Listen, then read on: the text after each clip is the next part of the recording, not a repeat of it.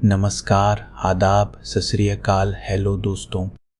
क्या आपने कभी कोई ऐसा सपना देखा है जिसे पूरा करने की आपने दिल से इच्छा की हो, लेकिन डर, जिम्मेदारियों या लोगों की राय के कारण उसे कभी शुरू ही ना किया हो? अगर हाँ, तो आज की कहानी आपके लिए है, क्योंकि आज हम बात करेंगे एक ऐसे चरवाहे की जिसने अपने सपने का पीछा करने का साहस किया और उसी सफ़र में उसे अपने जीवन का सबसे बड़ा खजाना मिला। ज्ञान का डोज में आपका स्वागत है। मैं हूं आपका होस्ट खुशहाल और ये है हमारा एपिसोड नंबर 3। आज हम बात करेंगे दुनिया की सबसे ज़्यादा पढ़ी जाने वाली किताबों में से एक, द अल्केमिस्ट की। पार्ट 1, किताब का परिचय। द अल्केमिस्ट लिखी है ब्राज़ील के मशहूर लेखक पाउलो कोएलो ने। ये किताब पहली बार 1988 में पुर्तगाली भाषा में छपी थी और तब से अब तक इसे दुनिया की 80 से ज़्यादा भाषाओं में अनुवाद किया जा चुका है। ये किताब Guinness book of world records में दर्ज है, सबसे ज़्यादा भाषाओं में अनुवादित किताब के रूप में किसी जीवित लेखक की।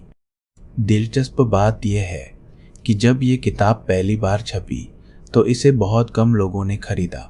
पाउलो कोएलो के प्रकाशक ने उनसे कहा कि ये किताब नहीं चलेगी, लेकिन कोएलो ने हार नहीं मानी। उन्होंने दूसरा प्रकाशक ढूंढा और धीरे धीरे इस किताब ने पूरी दुनिया में तहलका मचा दिया। यानी खुद इस किताब की कहानी भी उसी सिद्धांत पर चलती है जो किताब में बताया गया है। ये एक उपन्यास है, यानी फिक्शन, एक काल्पनिक कहानी, लेकिन इसमें जो सीख है, जो फिलॉसफी है, वो बिल्कुल असली और ज़िंदगी पर लागू होती है। तो चलिए इस सफ़र पर निकलते हैं एक नौजवान चरवाहे के साथ। पार्ट 2, सैंटियागो, एक चरवाहे का सपना। कहानी शुरू होती है स्पेन के अंदालुसिया इलाके से, जहां एक नौजवान चरवाहा रहता है जिसका नाम है सैंटियागो। सैंटियागो के पास एक छोटा सा झुंड है भेड़ों का, और वो उन्हें लेकर स्पेन के खेतों और पहाड़ियों में घूमता रहता है।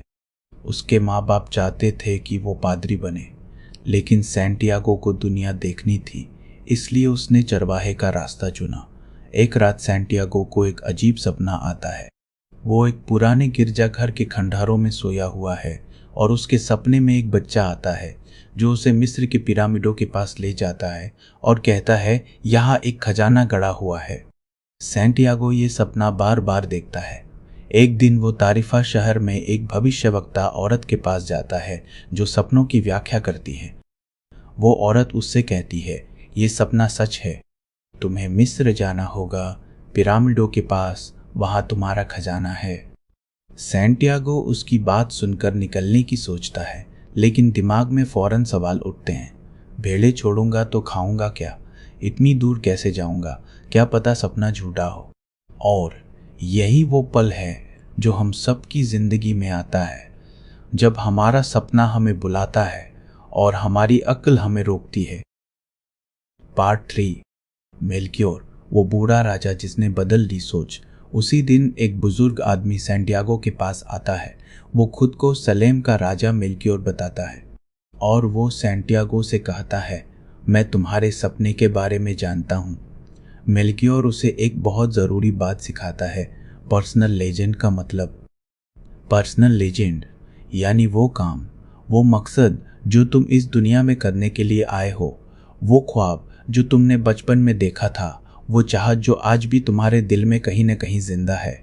मेल्कियोर कहता है, जब भी तुम अपने पर्सनल लेजेंड की तरफ बढ़ते हो, पूरी कायनात तुम्हारी मदद करने के लिए तैयार हो जाती है।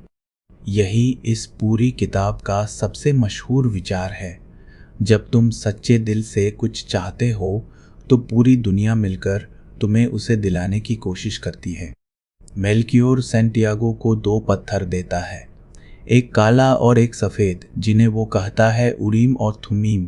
ये पत्थर उसे हाँ और ना के जवाब देंगे जब वो किसी ओमन यानी संकेत के बारे में कंफ्यूज हो।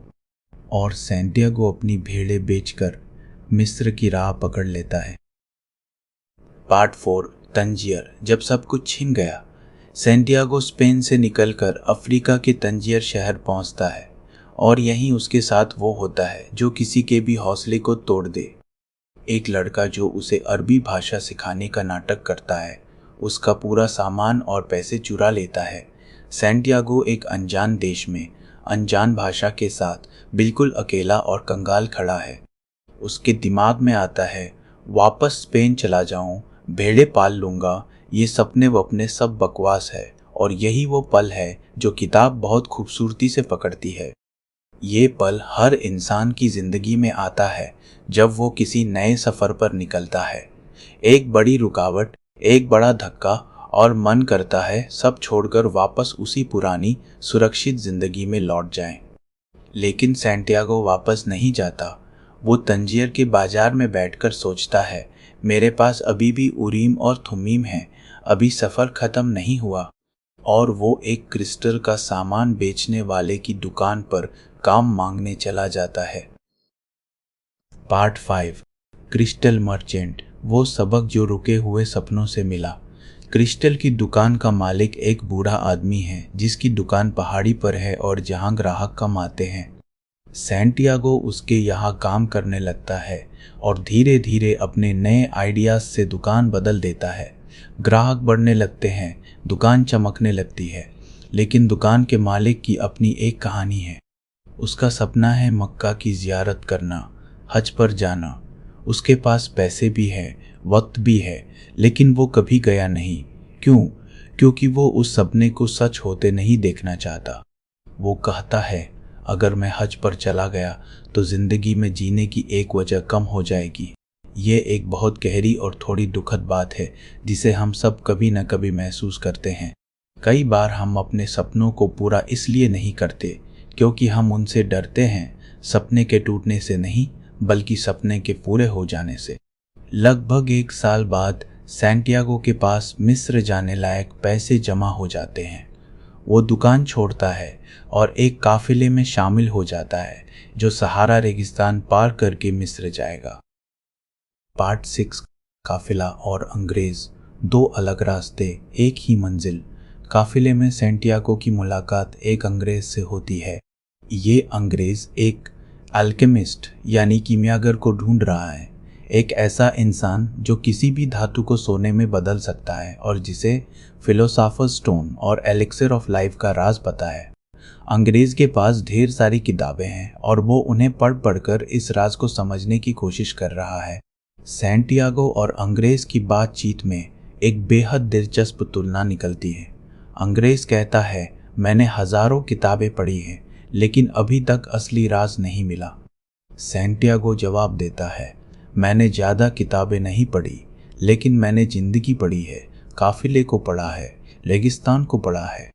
और यहाँ किताब एक गहरी बात कहती है, ज्ञान किताबों में भी है और ज़िंदगी के तजर्बे में भी। दोनों ज़रूरी है लेकिन सिर्फ किताबी ज्ञान काफ़ी नहीं। रेगिस्तान में चलते चलते सैंटियागो धीरे धीरे the soul of the world यानी दुनिया की आत्मा को समझने लगता है।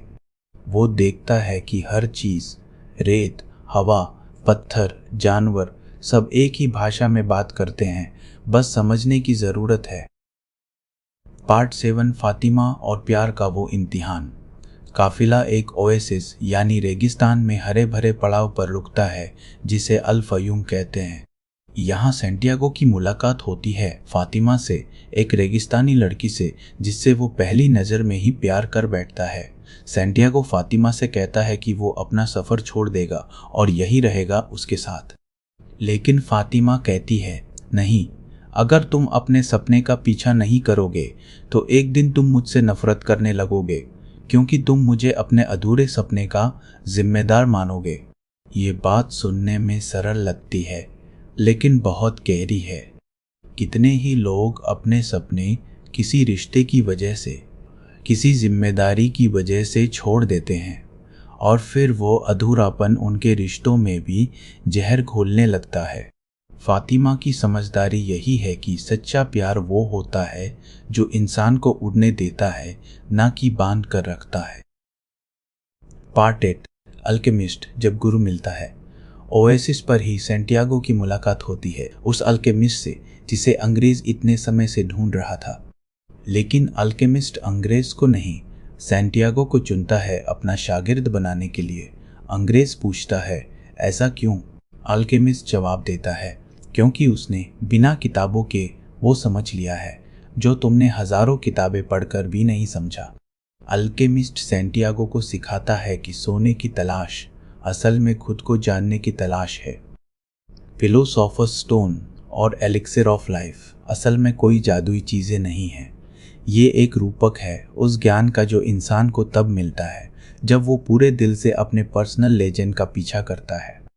दोनों मिलकर सहारा रेगिस्तान पार करने का सफ़र शुरू करते हैं। रास्ते में कबीलों का खतरा है, जंग चल रही है, हर तरफ अनिश्चितता है। लेकिन अल्केमिस्ट कहता है, डर मौत से भी ज़्यादा तेज़ मारता है। जो इंसान अपने सपने के लिए जीता है उसे मौत का डर नहीं होता। पार्ट 9। रेगिस्तान में वो पल जब सैंटियागो बन गया हवा। रास्ते में दोनों को कबीले के योद्धा पकड़ लेते हैं। कबीले का सरदार सैंटियागो से कहता है, अगर तुम सच में the soul of the world से जुड़ सकते हो तो साबित करो। 3 दिन में खुद को हवा में तब्दील करके दिखाओ, वरना हम दोनों को मार देंगे। सैंटियागो पहले घबराता है, ये तो नामुमकिन है, लेकिन फिर वो जो करता है वो इस किताब का सबसे खूबसूरत हिस्सा है। वो रेगिस्तान से बात करता है, हवा से बात करता है, सूरज से बात करता है और आखिर में the soul of the world से। और अचानक एक भयंकर आंधी आती है और सैंटियागो एक जगह से गायब होकर दूसरी जगह प्रकट हो जाता है।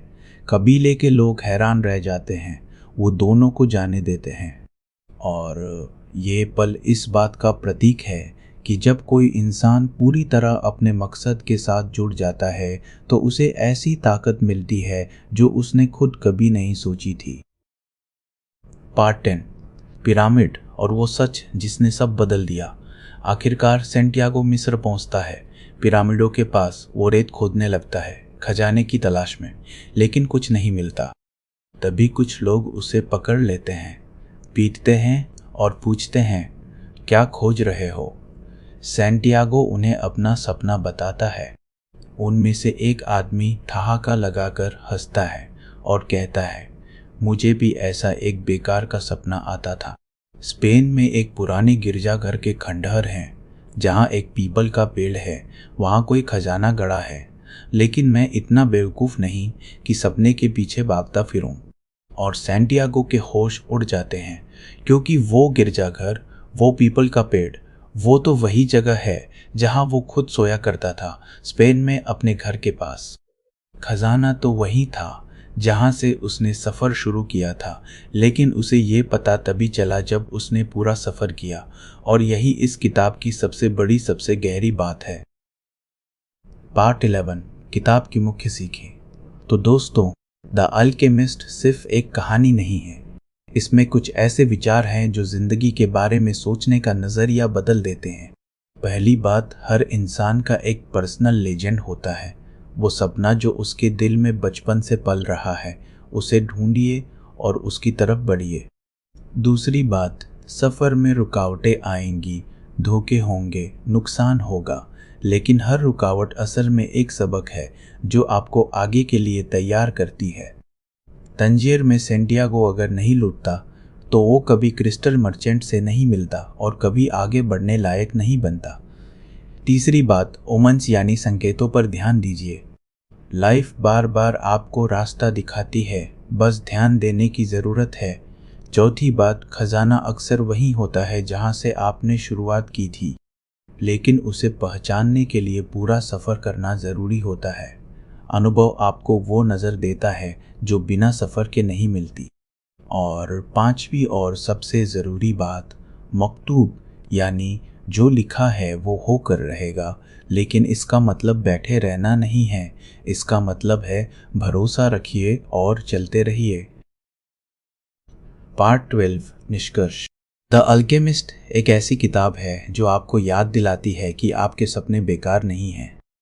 डर, लोगों की राय और जिम्मेदारियां, ये सब असली है, लेकिन इनसे बड़ी असलियत है आपका वो सपना जो आपके दिल में कहीं जिंदा है।